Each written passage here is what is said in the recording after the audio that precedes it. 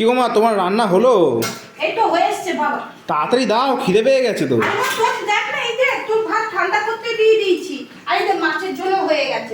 মাছের ঝোলটা দেখি। আজকে আমি এইরকম বড়ি দিয়ে আলু দিয়ে বড়ি আলু দিয়ে এইরকম মাছের ঝোল করেছি। আজকে কিন্তু একটা নতুন আকর্ষণ আছে বন্ধুরা। এই দেখো, একটা গোটা মুড়ো আজকে আমি এরকম রান্না করেছি।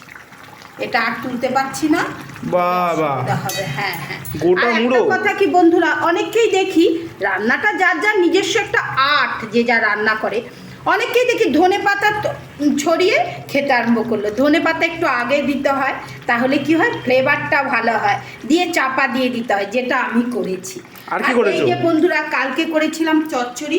ছেলের খুব ভালো লেগেছে, তাই আমি চচ্চড়িটা একটু রেখে দিয়েছি। আর এইরকম বানিয়েছি, এই দেখো বন্ধুরা, মূলো ছেচকি। এটা সর্ষে, কাঁচা লঙ্কা ফোড়ন আর ধনে পাতা দিয়েছি। আর এই দেখো, মাছের তেল পটকা ভাজা, পেঁয়াজ দিয়ে মাছের তেল পটকা ভেজেছি। আর এই দেখো আমার মা লক্ষ্মী, এই রকম গরম গরম ভাত। গরম গরম ভাত না হলে যতই তুমি ভালো রান্না করো বন্ধুরা, খেতে ভালো লাগবে না।